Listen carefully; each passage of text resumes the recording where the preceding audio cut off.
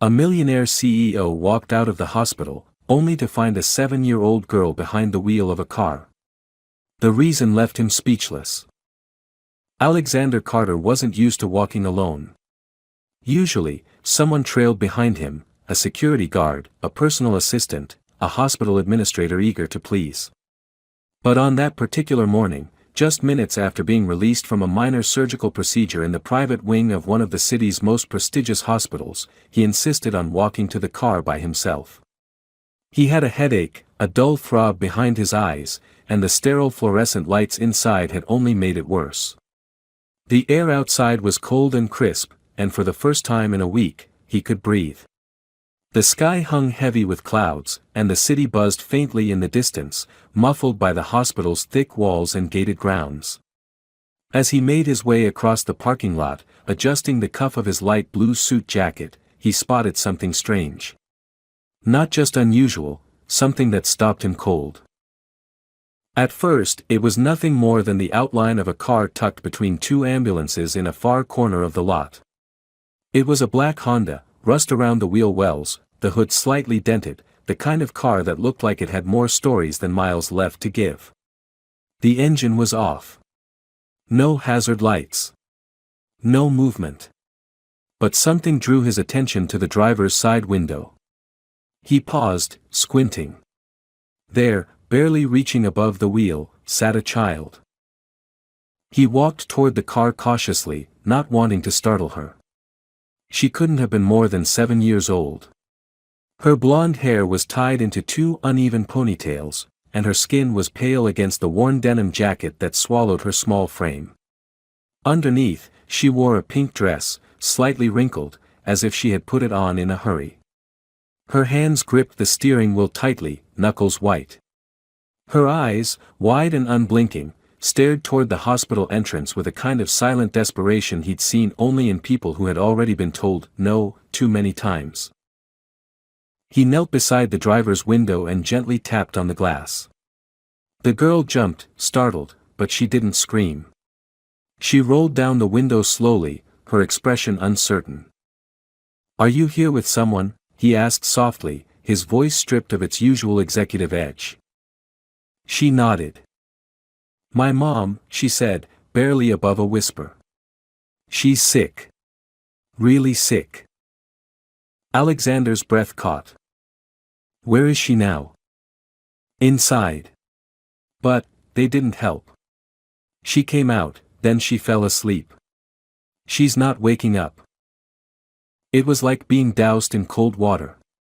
He rose to his feet in an instant. "Stay right here," he told her, his voice calm but firm. "I'll be right back." He didn't walk, he ran. Through the automatic doors, past the waiting room, past confused nurses and security staff calling his name. He didn't stop until he reached the front desk, slamming his hand against the counter. "There's a woman out there," he said, pointing. "She's unconscious. She needs help, now."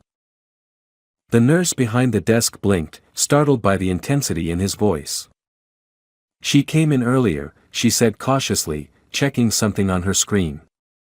"No insurance. She left before she was registered." She's dying," he snapped. "Get someone outside now."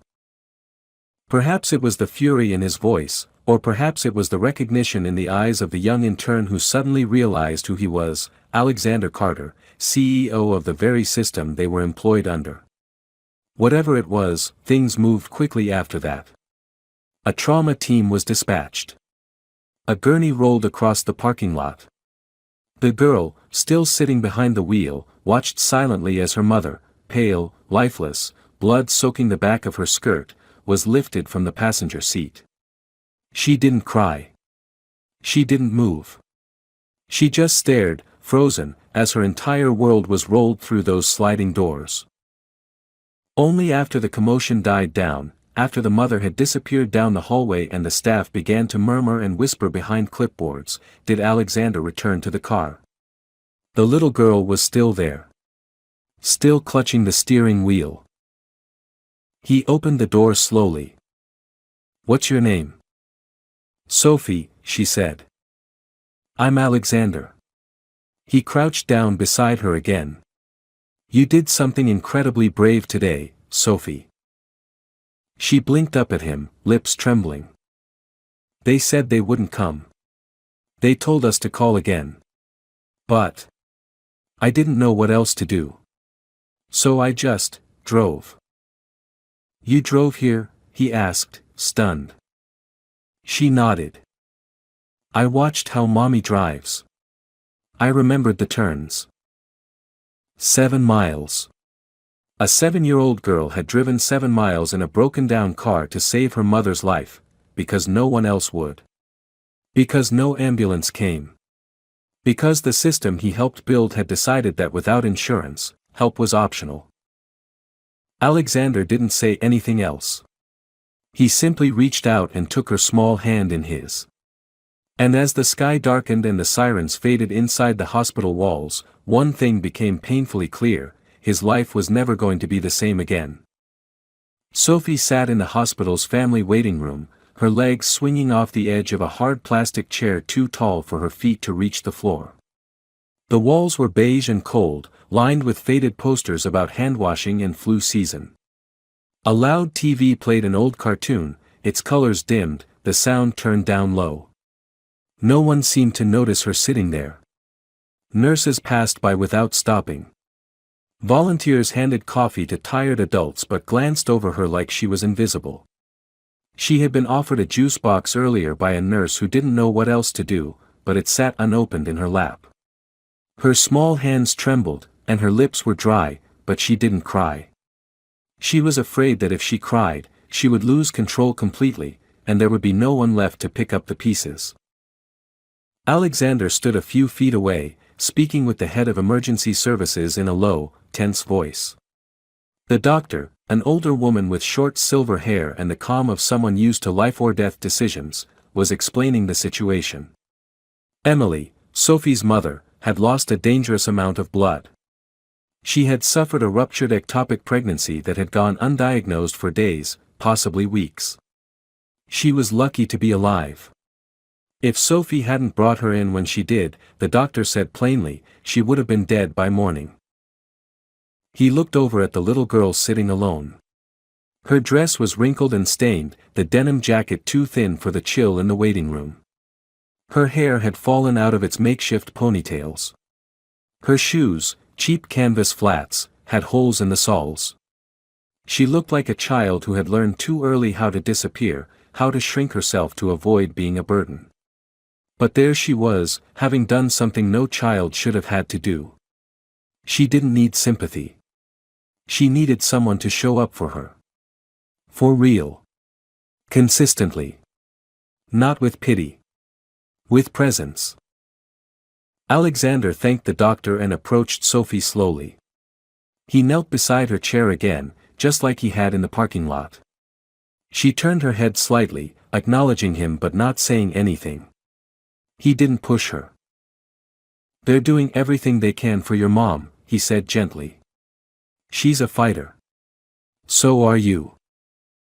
Sophie nodded once. Is she going to die? She asked, her voice hoarse. No, he said firmly. Not if I have anything to say about it. She looked at him for the first time then, really looked. Her blue eyes met his, and in them he saw a storm of emotions she didn't yet know how to name. Fear. Exhaustion. Guilt. Hope. He reached into his pocket and handed her a small wrapped granola bar. She stared at it for a moment, then took it without a word. I don't want to go back home, she whispered after a moment. It's dark and cold. And it smells funny. He nodded. You don't have to think about that right now. Let's just focus on today, okay? Another nurse walked by, eyeing them both with confusion. Alexander realized how strange this must look. A powerful man in a tailored suit sitting cross-legged on a waiting room floor next to a little girl who didn't belong to him. But he didn't care. He hadn't cared since the moment he saw her behind the wheel of that car. A social worker arrived an hour later. She had a clipboard, polite eyes, and a cautious smile. Her name was Michelle. She knelt beside Sophie, introducing herself softly, but Sophie immediately leaned closer to Alexander. He instinctively placed a hand on her back. Michelle explained that since Emily was unconscious and Sophie had no immediate family to call, the girl would need to be placed in temporary custody, just for the night, until things were sorted out. Standard procedure. Nothing unusual. Alexander's jaw clenched. "She's not going anywhere but with me," he said quietly but firmly. Michelle raised her eyebrows. "You're not listed as family." "No, I'm not," he agreed. "But I'm the only person in this building who knows what this girl has done today. And I'll be damned if she ends this night in some cold government facility after saving her mother's life." Michelle hesitated. She looked from Sophie to Alexander and back again. "There are rules," she said. "Then bend them," he replied. "I'll sign whatever forms you need. You want guarantees? Background checks. My legal team will send everything before midnight. But she's not going into the system. Not tonight." Sophie clung to his arm. The social worker saw it. Felt it. After a long pause, she finally nodded. An hour later, after a whirlwind of paperwork, calls, and legal exceptions made possible only by the kind of influence most people couldn't imagine having, Sophie was buckled into the back seat of Alexander's car. She stared out the window as the city passed by, lights blurring against the glass. Her head leaned against the door, eyes half closed. Her body swayed with every turn, but she didn't speak. She didn't ask where they were going. She didn't care. All that mattered was that she wasn't alone. When they arrived at his building, the doorman nearly dropped his phone at the sight of Alexander walking in with a child. Elevators opened into his penthouse, and the girl's expression shifted for the first time since the hospital. She didn't smile. But she looked around in awe. The ceilings were high. The lights were soft and warm. The city glittered below like a galaxy at her feet.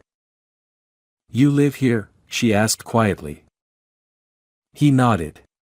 "For now. Tonight, this is your home too." She followed him inside, leaving her old shoes by the door. He showed her the guest room, unused until now. The bed was too big, the sheets too crisp, the air too clean. But she didn't complain.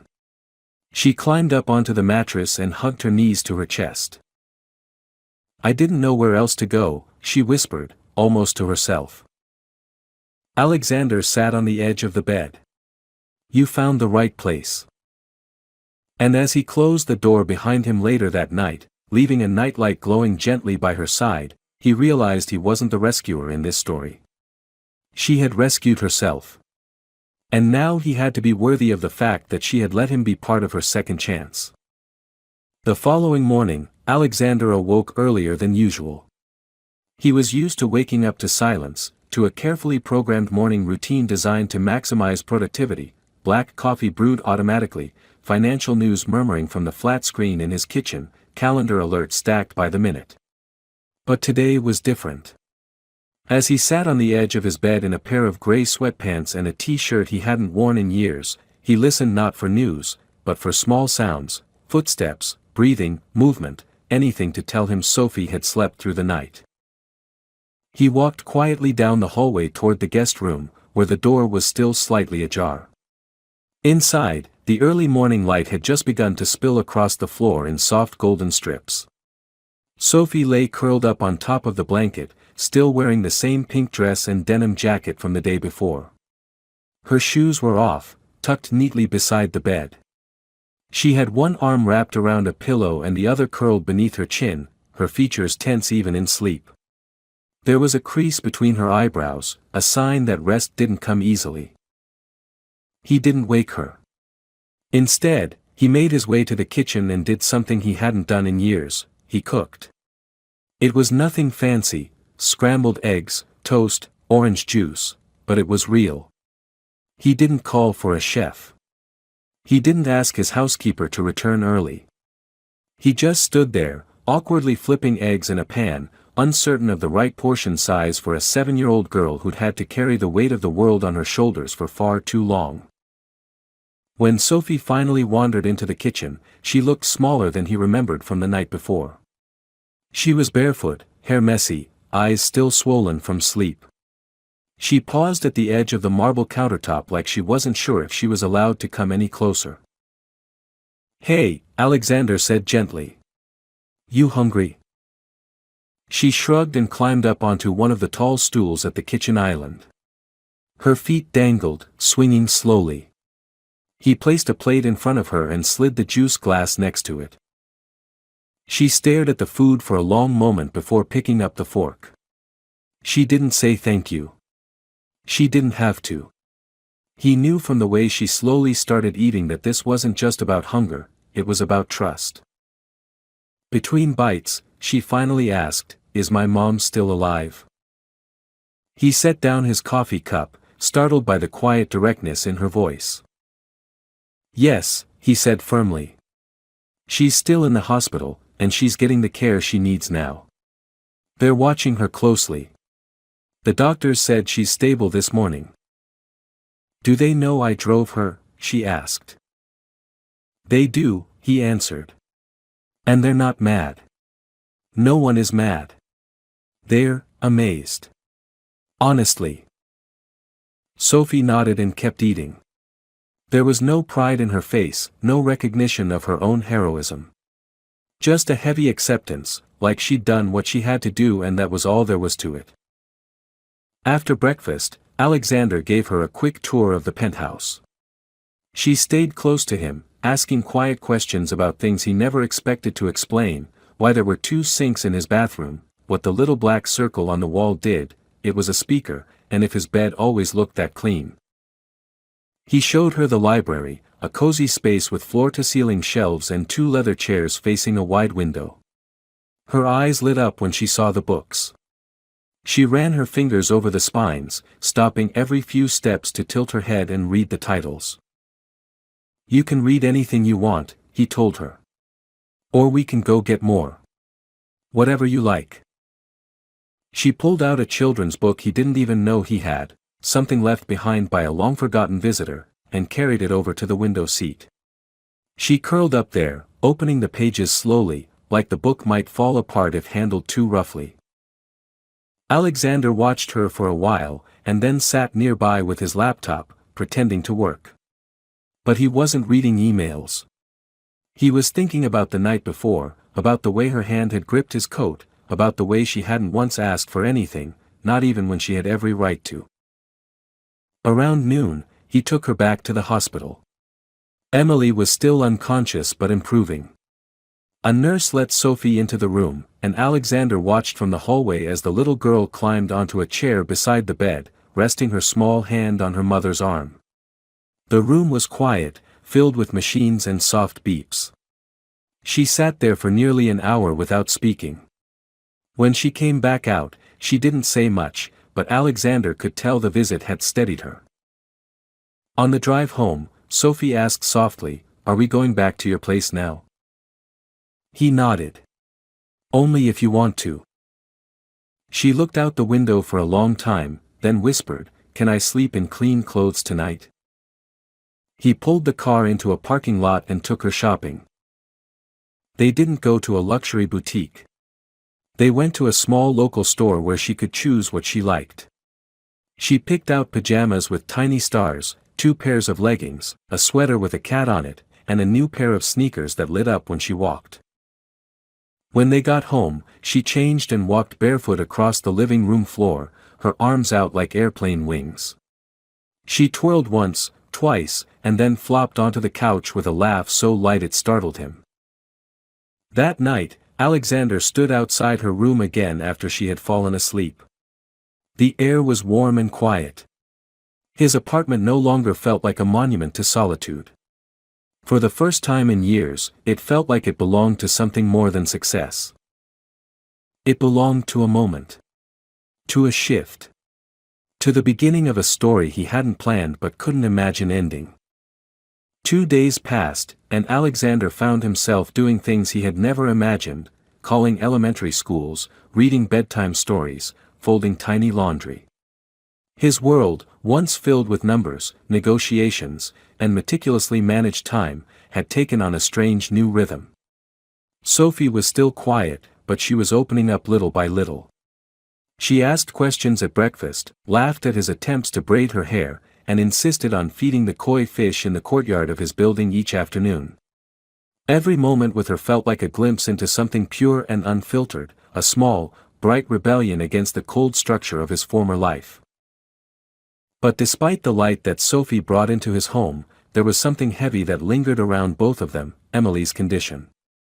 She remained unconscious, her body stable but unresponsive. The doctors said she was holding on, but no one could promise anything. Alexander visited her every evening after work, always bringing Sophie along. The nurses knew them by name now. Sophie would sit beside her mother's bed and talk in a soft, steady voice, about her day, her new room, the books they read, the weird way Mr. Alex cooked scrambled eggs. Alexander always waited in the hallway, never pressing himself into those moments, but always within reach in case she needed him. One evening, as he stood near the vending machines, pretending to care about a cup of hospital coffee, a doctor approached. She was middle-aged, sharp-eyed, and wore a badge that read Dr. Linda Rourke, Internal Medicine. She recognized Alexander immediately, not just as the CEO of a major healthcare company, but as the man who had raised his voice in that very hallway when Sophie first arrived. "Mr. Carter," she began, adjusting her glasses. "I think we need to talk." He followed her into her office, bracing for the worst. She didn't sugarcoat it. "Emily's condition isn't improving. We've avoided saying it because you've given us every resource we could ask for, and I mean that sincerely. But there's something neurological going on. We need to do deeper scans. Possibly surgery. She's not out of danger." Alexander exhaled slowly, running a hand over his jaw. "Do what you have to do. Just keep her alive." Dr. Rourke hesitated, then lowered her voice. "You know, the irony is, this situation could have been prevented. If someone had listened earlier. If she'd been seen as more than just her insurance status. She was bleeding for hours before she came here. That child, your child, I suppose." "She's not mine," he said quietly. "But yes. She is now." The doctor gave him a long look, something between respect and sadness. "Well. That girl saved her mother's life. And maybe yours too." Alexander didn't respond. He couldn't. That night, he couldn't sleep. He sat at his kitchen island long after Sophie had gone to bed, sipping tea he didn't want, staring at the city through the glass walls of his penthouse. He thought about the choices he'd made over the years. The policies. The decisions in boardrooms. The people he'd never seen. The invisible ones. The ones like Emily, whose names were reduced to files, whose cries for help were filtered through automated systems designed to optimize time, cost, and liability. He thought about how many people his company had failed. He didn't feel guilt in the shallow, fleeting way that people sometimes do when they write a check or post a statement. He felt something deeper, rawer, an obligation not to erase what had happened, but to face it head-on and make it right.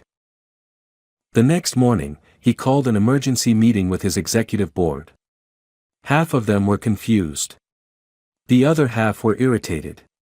No one expected what came next. He walked into the conference room, not in a three-piece suit, not with a legal team, not flanked by assistants. He stood alone, sleeves rolled up, holding a photograph in one hand. It was a printed still from a security camera, Sophie sitting in the driver's seat of that old black Honda, staring out toward the ER doors. Her face pale, terrified, determined. "This," he said, placing the photo on the table in front of them, "is what our system missed. He told them everything. Not the sanitized version, not the version his PR team had begged him to approve. The truth. He told them about Emily, about Sophie, about how every second they'd been delayed had brought a woman closer to death and forced a child into a role no child should ever be forced to play. He told them how proud he had once been of their numbers, their reputation, their so-called innovation, and how ashamed he now was of the culture they had built beneath it. The room was silent. "I'm not asking for a vote," he said finally. "I'm telling you what we're doing. Starting today, no patient gets turned away because of insurance. I don't care what it costs. We'll build a fund. I'll personally match it. And I want our name off every billboard until we earn the right to be trusted again." There was pushback. Legal concerns. Financial alarms. But Alexander didn't flinch. For the first time in years, he felt completely certain about something. Later that afternoon, he picked Sophie up from school. She'd started attending a local private academy with small class sizes and kind teachers. She ran out of the building with her backpack bouncing and her hair in a messy ponytail. She climbed into the car and buckled herself in with practiced ease. "Did anything good happen today?" he asked as he pulled out of the lot. She nodded. "I read out loud in front of the class. And I didn't mess up the big words." "That's amazing," he said, smiling. She looked at him for a moment, then asked, "Did anything good happen to you?" He paused. Thought about it. Then nodded. "Yeah," he said. "I told the truth. And it felt like the start of something better." She seemed to accept that. She turned toward the window and watched the city drift by, and he realized she had no idea how much she had changed him. Not just his home. Not just his company. But his soul. And for the first time in his life, Alexander Carter didn't measure that change in dollars. He measured it in hope. Emily Carter opened her eyes 5 days later. There was no warning, no dramatic gasp, just a slow fluttering of her lashes as the fluorescent lights of the hospital ceiling came into focus. Her mouth was dry, her body ached, and a low beeping rhythm echoed in her ears from the machines beside her. She didn't know where she was at first. Her memory came back in fragments, pain in her side, blood on the floor, Sophie's frightened face, and then nothing. Panic set in almost immediately. Her first thought was Sophie. Was she safe? Had someone helped her? Had she managed to drive all the way?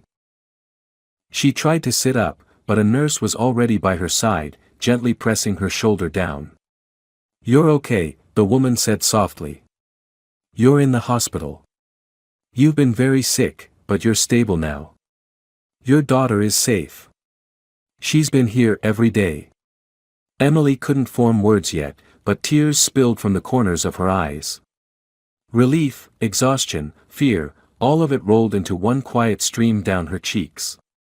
Her baby was safe. Later that afternoon, Sophie was allowed to visit. She entered the room cautiously, her arms wrapped tightly around a small notebook she had been carrying with her all week. When she saw her mother awake, her eyes widened, and her lower lip trembled. She approached slowly, unsure whether she could hug her or if she would hurt her. Emily opened her arms without hesitation. The hug wasn't tight, her body was still too weak for that, but it was long. Neither of them spoke. They didn't need to. The silence was thick with everything that had gone unsaid, apologies, promises, pure aching love. Sophie finally pulled back and handed over the notebook. "I wrote down everything," she said. "In case you didn't wake up." Emily opened it and saw pages filled with shaky handwriting. Descriptions of the hospital room, the nurses' names, how many jelly packets they brought with toast each morning, the names of books she read in the waiting room, and little drawings of koi fish, pancakes, and Alexander. Her daughter had tried to preserve the days in case they were lost forever. Emily looked around the room, confused. Where have you been staying?" she asked. Her voice was weak, but she managed to speak clearly. "With Mr. Alex," Sophie replied, as if that answered everything. "He brought me here. He picked me up. He didn't let them take me away." Emily blinked. "Who is Mr. Alex?" Before Sophie could explain, the door opened, and Alexander stepped inside, holding a paper bag with food and a bouquet of sunflowers. He looked different in the daylight than he had on TV or in the magazines Emily used to glance through during breaks at the diner. He looked human. Tired, maybe, but warm and grounded in a way she didn't expect from a man who could buy buildings with a phone call. "Good to see you awake," he said, walking over to place the flowers on the table. "I figured the room could use something bright." Emily looked from him to Sophie, then back to him again. "You've been helping?" Alexander didn't smile, didn't deflect. "Trying," he said. "But your daughter didn't need much help. She did all the hard stuff." Emily swallowed. "Why?" He sat down in the chair beside her bed, his expression honest and without pity. "Because the people who should have helped you didn't. Because I was one of them. Because she reminded me what it feels like to be invisible." She nodded slowly. She wasn't the kind of woman who trusted easily. Life had taught her that kindness usually came with strings. But this man didn't ask for anything. He didn't make himself the center of the story. He just showed up and stayed. In the days that followed, Emily's health continued to improve. Sophie returned to her school routine, but each afternoon, Alexander picked her up personally. He canceled meetings, delayed flights, and rerouted entire schedules just to be there at 3 o'clock when the school doors opened and she came running out. It became the new rhythm of his life: coffee in the morning, work until noon, hospital visit, school pickup, homework help, dinner together, and late-night moments staring out the window wondering how he ever thought his life was full before this. Emily moved into a rehabilitation apartment arranged by the hospital, fully paid for and furnished with care. Alexander made sure she had access to specialists, physical therapy, and proper nutrition. But he didn't throw money at her. He listened. He let her have control over her recovery. He treated her not like a charity case but like a peer, someone worthy of dignity and agency. One evening, as they all sat together at his kitchen table, Sophie coloring in her new sketchbook, Emily sipping tea with a blanket over her lap, Emily looked at him and asked, "Do you think this is all temporary?" Alexander looked at her carefully. "What do you mean?" "I mean, when you go back to your life. When the cameras die down. When Sophie's not so small anymore. Do we just disappear?" He leaned forward. "You didn't appear in my life as a moment. You arrived as a truth. And I don't plan to forget that truth. I'm not going anywhere, unless you want me to." Emily didn't answer right away. But there was something in the way she relaxed slightly in her chair, in the way her shoulders dropped and her breath came more easily, that told him she believed him. Maybe not fully. Not yet. But enough to let hope Indiana. That night, Sophie asked if she could call him something different. "Not Mr. Alex. Not sir. Can I call you my friend?" she asked as he tucked her in. He paused, then smiled. "That would be an honor." And in the quiet, just before she closed her eyes, she whispered, "You feel like family." He stood in the doorway long after she fell asleep, hand resting on the frame, heart heavy with something he'd never quite felt before. Not burden. Not responsibility. Something deeper. Something like belonging. As autumn settled over the city, the days grew shorter and the winds colder, but inside Alexander's world, something unfamiliar had begun to blossom: comfort. Life had become something textured, unpredictable, and unexpectedly beautiful. Mornings were no longer dictated by stock alerts and boardroom briefings. Instead, they began with the soft patter of Sophie's feet on the hardwood floor, her yawns echoing through the hall as she trudged sleepily into the kitchen, where Alexander had already begun to burn the toast or undercook the eggs. She never complained. She giggled. She offered to help, and together they created breakfasts that would never win awards but always filled the room with warmth. Emily, still healing but regaining her strength rapidly, had moved into a nearby apartment arranged by Alexander's legal team. She insisted on paying what she could, and though the number was symbolic at best, Alexander accepted it without hesitation. He respected her determination to build again, to work, to provide for her daughter even when she had nothing. He offered her a part-time position in the community outreach division of his company, helping to redesign patient intake programs for lower-income families. Her experience, her voice, became the soul of a reform campaign that was changing how healthcare was distributed across their city. One crisp Saturday, Alexander took Sophie and Emily to the park, a quiet place just beyond the city's noise where trees wore coats of gold and red and children chased each other across the grass. It wasn't the kind of place he would have gone before. But now, it felt like the only place he wanted to be. Sophie wore her new jacket, one with glittery stars on the sleeves, and clutched a paper kite they had bought from a street vendor. The string tangled easily, and the kite refused to lift, but she laughed anyway. She looked so free, so alive in that moment, that Alexander found himself blinking against the sudden sting in his eyes. Emily sat beside him on the bench, watching her daughter run. She looked healthier now, her cheeks no longer hollow, her voice no longer weak. They didn't talk much, but the silence between them was full of unspoken gratitude and something even deeper, a recognition of each other's survival. "Do you ever think about what your life was before all this?" she asked after a long pause. Alexander considered the question. "I used to think I had everything. Success, power, respect. But now, I think I was just very good at building walls so I didn't have to notice how empty it all was." Emily nodded. "I used to believe that survival meant pretending everything was fine. That if I didn't ask for help, no one could take anything away from me. But it still gets taken," he said quietly. "Yes," she replied. "But now I understand, it's okay to need people." Sophie ran back to them, her face flushed from the cold and her eyes bright with excitement. "It flew," she cried. "It only stayed up for, 5 seconds, but it flew." Alexander opened his arms, and she dove into his hug without hesitation. He lifted her into his lap, wrapping his coat around her tiny frame. She leaned into him, her breath fogging up the buttons of his jacket. Emily reached over and tucked a strand of Sophie's hair behind her ear. For a brief moment, they sat there as something resembling a family, not perfect, not traditional, but whole in a way none of them had known they could be. Later that evening, back at Alexander's apartment, Sophie fell asleep on the couch with a blanket over her and a book resting open on her chest.